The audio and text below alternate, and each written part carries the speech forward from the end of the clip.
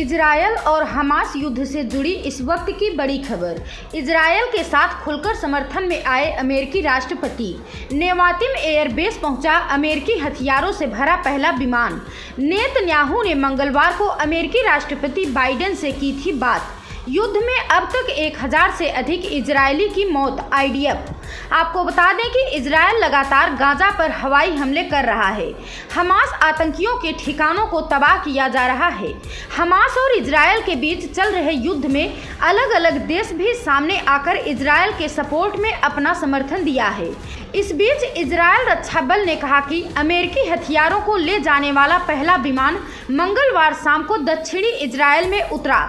IDF ने x पर post कर लिखा कि अमेरिकी हथियारों को ले जाने वाला पहला विमान आज शाम दक्षिणी इजरायल में नेवातिम एयरबेस पर पहुंच गया है। आईडीएफ ने अपनी पोस्ट में आगे कहा कि इस युद्ध के समय हमारी सेनाओं के बीच सहयोग के साथ क्षेत्रीय सुरक्षा और स्थिरता सुनिश्चित करना हमारे लिए बेहद महत्वपूर्ण है। हालांकि आईडीएफ ने यह भी नहीं बताया कि उसे किस प्रकार के हथियार या सैन्य उपकरण मिले हैं। सूत्रों से मिली जानकारी के अनुसार अमेरिका इजरायल को यूएसए गेराल्ड आर फोर्ड नौसेना का सबसे नया और सबसे उन्नत विमानवाहक पोत भेजा है। अपने लगभग 5000 नाविकों और युद्धक विमान डेक के साथ यूएसए गेराल्ड आर फोर्ड नौसेना का सबसे उन्नत विमान माना जाता है। क्रूजरों और विध्वंसकों के अलावा ये नौसेना की भी निगरानी करेगी। हमास के द्वारा जारी युद्ध के हमले का जवाब देते हुए जैसे ही इजरायल ने हमास के साथ युद्ध छेड़ा, अमेरिका इजरायल के समर्थन में खड़ा हुआ। अमेरिकी राष्ट्रपति जो बाइडेन के प्रशासन ने इस सप्ताह इजरायल को युद्ध सामग्री पहुंचाना शुरू कर दिया है।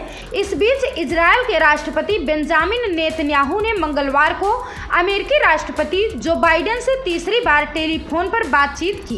बातचीत के बाद नेतन्याहू ने सोशल मीडिया प्लेटफॉर्म एक्स पर पोस्ट कर लिखा, मैंने अमेरिकी राष्ट्रपति जो बाइडेन से कहा कि हमास आईएस से भी बुरा है और उनके साथ उसी तरह व्यवहार किया जाना चाहिए। वहीं अमेरिकी राष्ट्रपति जो बाइडेन ने इजरायल के समर्थन को लेकर कहा कि अमेरिका इजरायल के साथ खड़ा है और अपनी रक्षा के उसके अधिकार का पूरी तरह से समर्थन करता है। उधर इजरायल रक्षा बल आईडीएफ ने बयान जारी करते हुए कहा कि हमास के खिलाफ युद्ध के 4 दिन पूरे हो गए हैं। 1000 से अधिक इजरायली अब तक मारे गए हैं। इसके अलावा 2800 से अधिक घायल हुए हैं और 50 लोगों के बंधक या लापता होने की पुष्टि हुई है।